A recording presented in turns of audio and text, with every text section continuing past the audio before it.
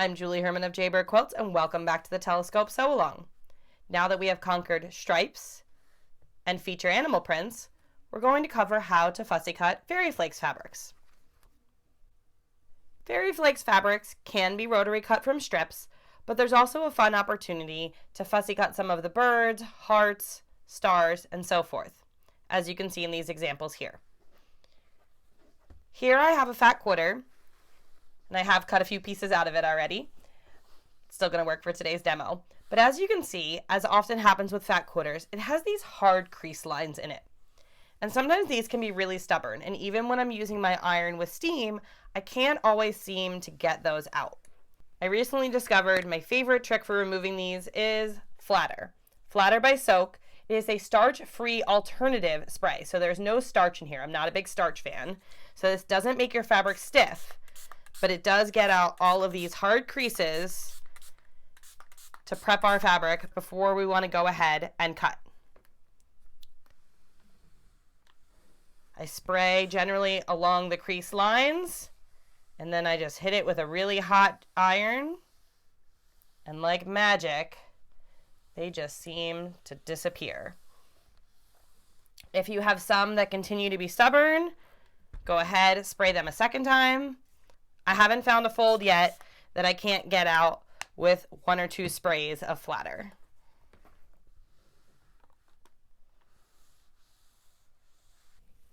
Now that I have this nice and pressed, it's time to go ahead and begin cutting. Directions for what I'm going to cover are on page 8 of your pattern. I'm using the same fabric here that is seen on page 8.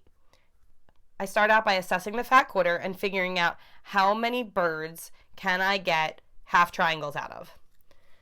Generally, since this is going to be the middle, I like to make that the belly of the bird and then put a heart piece over here or a star, such as something like this, because if you do it this way, you are cutting off the bird at the seam. So I like to have the long piece towards the belly of the bird or towards the bird's face. Sometimes I like to do that and get the wing. I'll do something similar to what I did with the feature animal prints, which is once I figure out where I want to fussy cut, I'm going to take some other pieces that I've already cut. It's best not to use your stripes because they're probably sewn at this point, but those are what I have available right now. And lay them on top to mark the space so that I know those areas are reserved. So I'm just going to continue to work my way around the piece.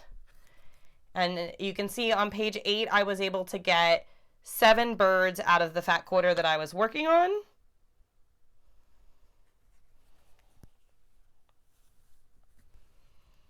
And right now I got 5. If I hadn't already cut things out of the bottom, I'm pretty confident I could have gotten 6 and 7. It looks like I'm just going to be able to get 6 in this case, but that's okay. So now I'll go ahead and cut those out, and then from the remaining fabric, I'll work on figuring out the stars, the hearts, so forth and so on, and I'll count my rights and lefts to make sure that I have enough pairs. So I'm going to begin with this one down here. And if you're working from your stash and you don't have a full fat quarter, go ahead and cut as many as you can, and if you can't get 9 pairs, you can always cut an extra out of a different fabric.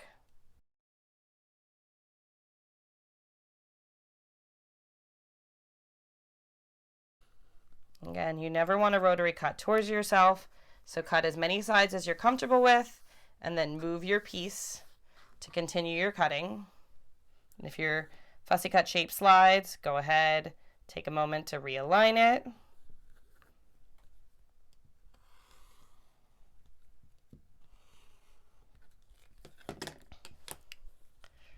So far I have 1 right and 1 left. I would continue this process to cut the rest of them out. And then I'm going to work on cutting out my hearts, my stars, so forth and so on. So for example, right now I know I need 1 right and 1 left. So I'm just going to look at the available space and see. Looks like I can get that one. Can I get this one? Ooh, I like that. I think I'm going to get this one here. And one thing to note is that often they're too close to each other, so if you get one, you're not going to be able to get the next one. So keep that in mind, and it's also okay if not every piece is fussy cut and just the majority of them are fussy cut. You still get the great impact of having the birds be fussy cut.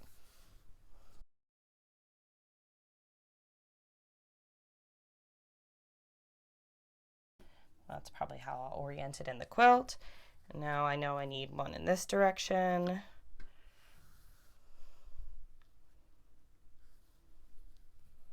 Ooh, I like that. I can get the star in this case, and I can get the dot, and it still leaves my heart free to probably be used for another piece.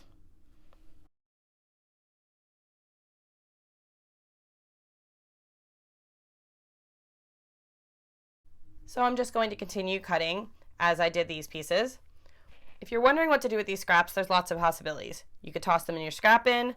One thing I like to do is I like to take the Jaybird quilt's fussy cut shape of the triangle, and whenever possible to just cut fabric. Even if it's not fussy cut, I like to just have a giant stack of triangles so that whenever I'm ready to work on a project, I have them ready to go. And sometimes you can even fussy cut them like this. You could get that star, so if that star happens to be left, go ahead and fussy cut it. Keep in mind when cutting that there are 6 different orientations in the quilt, so it's okay to have things cut in different directions. And you don't need to be balanced in any one direction because you have prints like the stripes and the dots that can go anywhere. So some of your birds might be like this, some might be like this, some might be like this. Having a mix is great. If you enjoyed this video, please be sure to like it and subscribe to the channel so you don't miss any videos in the sew along. In the next video, we are going to focus on cutting all over prints. If you have not yet signed up for the sew along emails, you can do so in the caption below. See you soon!